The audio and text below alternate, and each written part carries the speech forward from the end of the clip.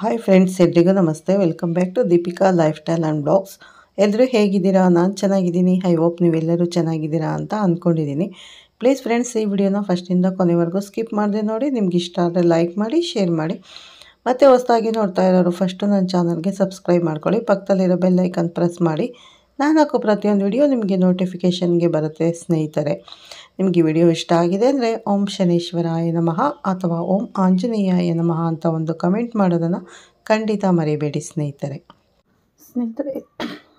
ಎಲ್ಲರಿಗೂ ನಮಸ್ಕಾರಗಳು.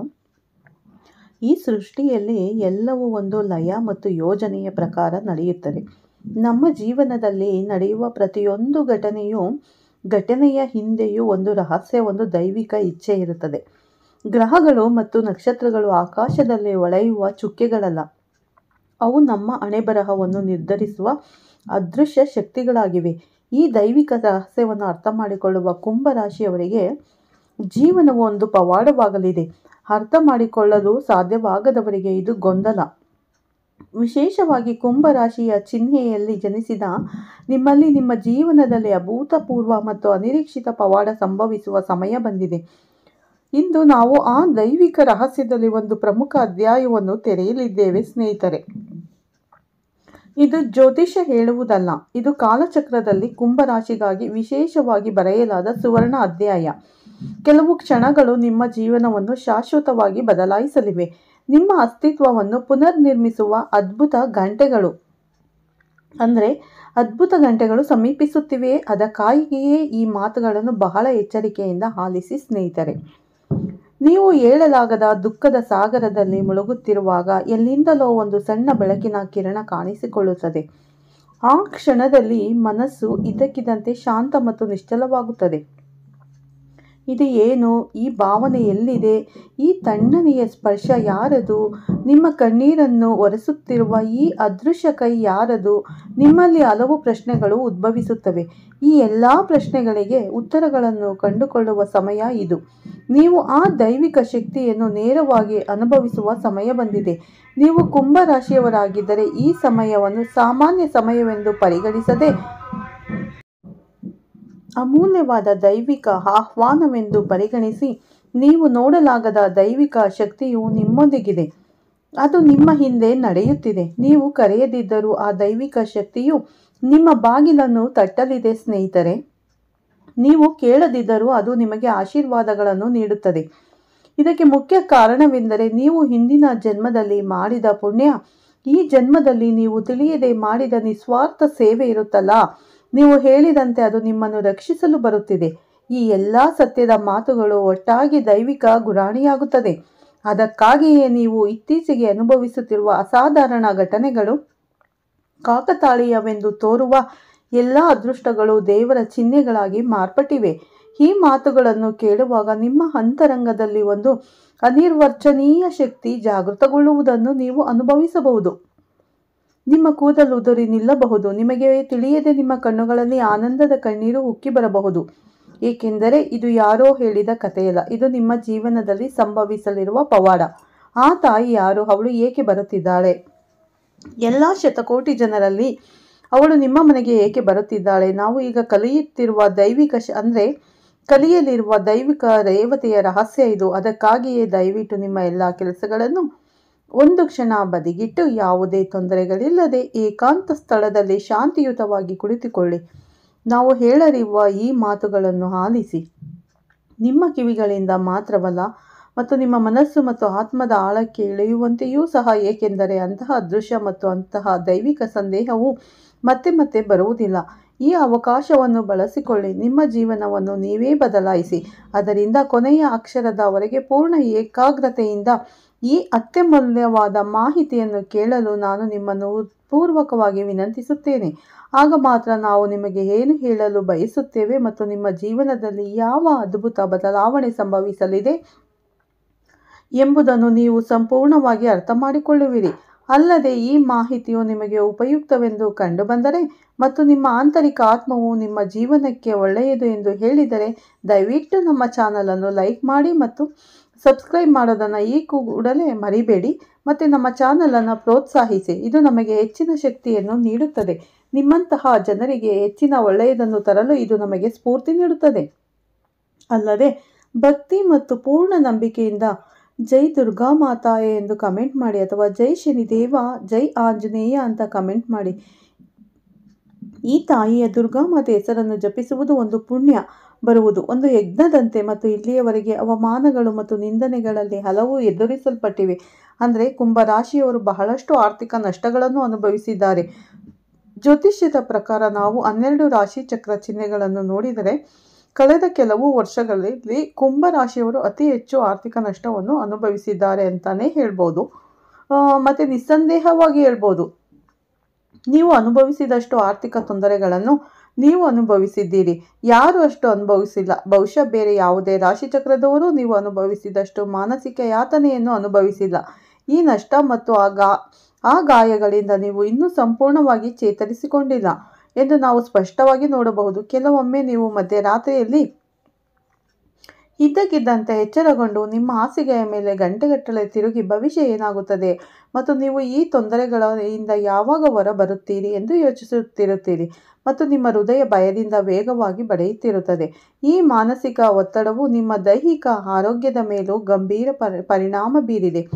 ಕುಂಭರಾಶಿಯವರು ಕೆಲವು ಸಮಯದಿಂದ ಒಳಗೆ ಒಂದು ರೀತಿಯ ಪ್ರಕ್ಷುಬ್ಧತೆಯನ್ನು ಅನುಭವಿಸುತ್ತಿದ್ದಾರೆ.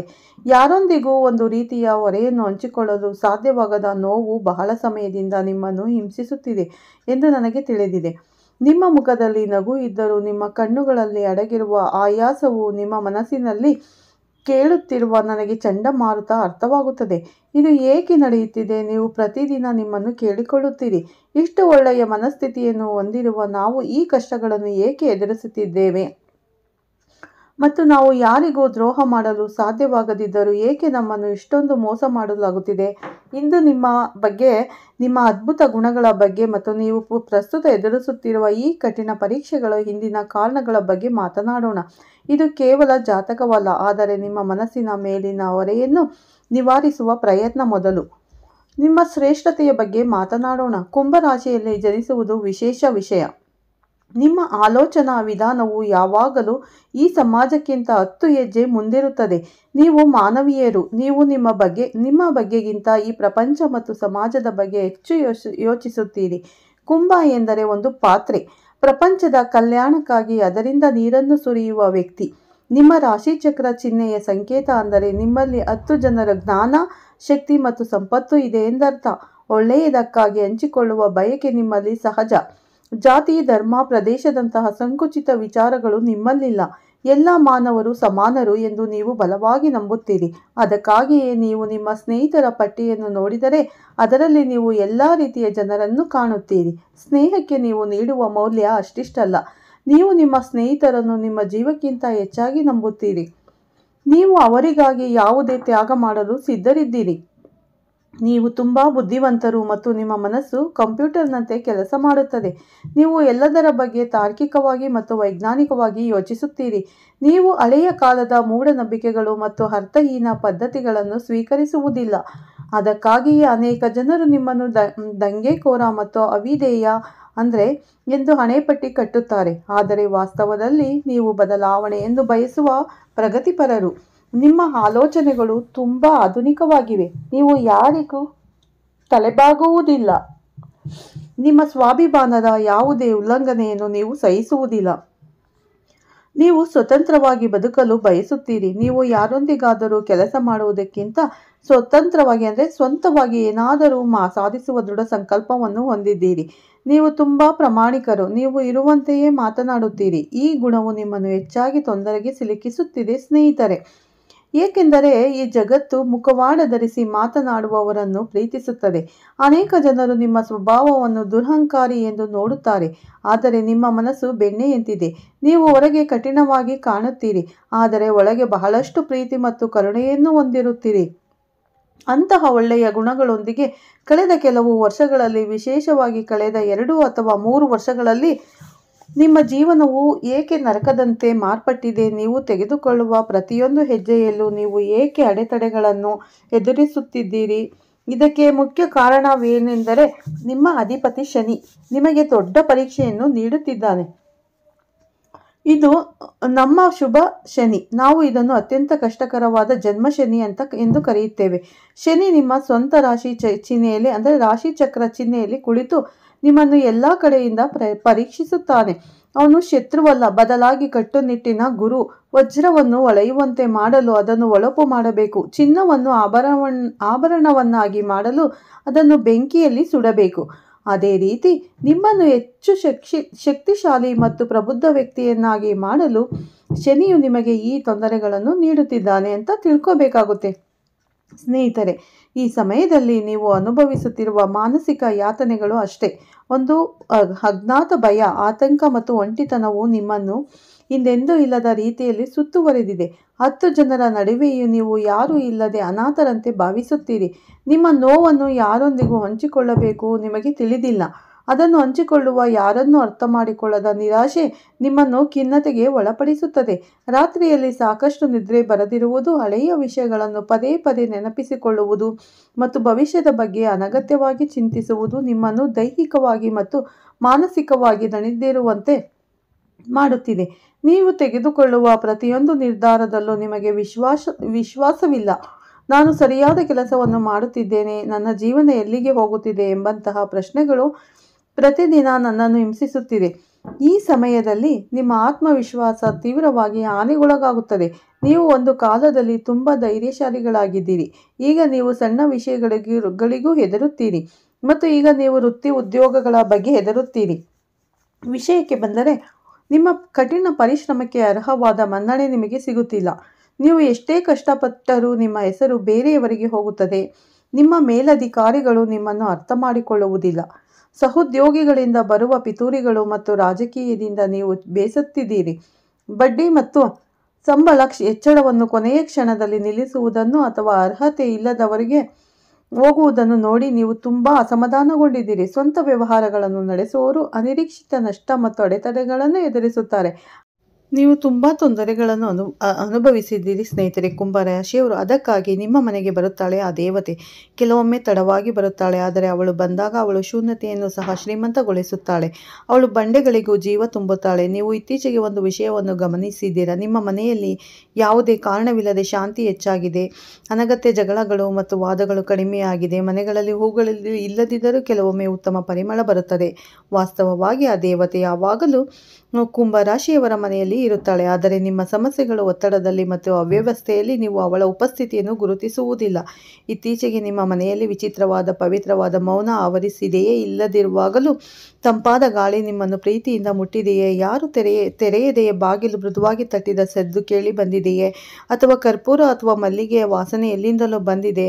ನೀವು ಬಂದಿದ್ದೀರಿ ಎಂದು ನಿಮಗೆ ಅನಿಸಿದರೆ ಇದು ನಿಸ್ಸಂದೇಹವಾಗಿ ಆ ದೈವಿಕ ಶಕ್ತಿಯ ಆಗಮನ ಸಂದೇಶವಾಗಿದೆ. ಕಳೆದ ಕೆಲವು ವರ್ಷಗಳಲ್ಲಿ ನಿಮ್ಮ ಮನೆಯಲ್ಲಿ ಯಾವುದೇ ಆಘಾತಗಳು ಸಂಭವಿಸಿದೆ ಎಂಬುದನ್ನು ನೀವು ಗಮನಿಸಿದರೆ ಅದು ನಿಮ್ಮನ್ನು ಸ್ವಲ್ಪ ಮಟ್ಟಿಗೆ ತಪ್ಪಿಸಿಕೊಂಡಿದೆ. ಅದಕ್ಕಾಗಿ ಕಾರಣ ನಿಮ್ಮ ಅದೃಷ್ಟವಲ್ಲ, ಆ ದೇವಿಯ ಕೃಪೆಯಿಂದಾಗಿ ನಿಮಗೆ ಈ ಕರುಣೆ. ಏಕೆಂದರೆ ಆ ದೇವತೆ ನಿಮ್ಮನ್ನು ಯಾವಾಗಲೂ ಗುರಾಣಿಯಂತೆ ರಕ್ಷಿಸುತ್ತಾಳೆ. ಅದಕ್ಕಾಗಿ ನೀವು ಹಲವು ಬಾರಿ ನೋಡಿರಬೇಕು, ನಿಮ್ಮ ವಿಷಯಗಳು ನಿಮ್ಮ ತೊಂದರೆಗೆ ಸಿಲುಕಿದಾಗ ಕೂದಲೆಳೆ ಅಂತರದಲ್ಲಿ ತಪ್ಪಿಸಿಕೊಳ್ಳು ದೇವತೆ ದುರ್ಗಾಮಾತೆಯಾಗಿದ್ದಾಳೆ. ಖಂಡಿತ ನೀವು ಮನೆ ದೇವರಾಗಿರ್ಬೋದು ಅಥವಾ ದುರ್ಗಾಮಾತೆಗೆ ಆರಾಧನೆಯನ್ನು ಮಾಡಿ ತುಪ್ಪ ದೀಪ ಆರತಿಗಳನ್ನು ಮಾಡಿ ಪೂಜೆಯನ್ನು ಮಾಡಿ. ಖಂಡಿತ ಒಳ್ಳೆಯದಾಗುತ್ತೆ. ಕುಂಭರಾಶಿಯವರಿಗೆ ಈ ವಿಡಿಯೋನ ಇಲ್ಲೇ ಮುಗಿಸ್ತಾ ಇದ್ದೀನಿ. ಎಲ್ಲರಿಗೂ ಧನ್ಯವಾದಗಳು ಸ್ನೇಹಿತರೆ.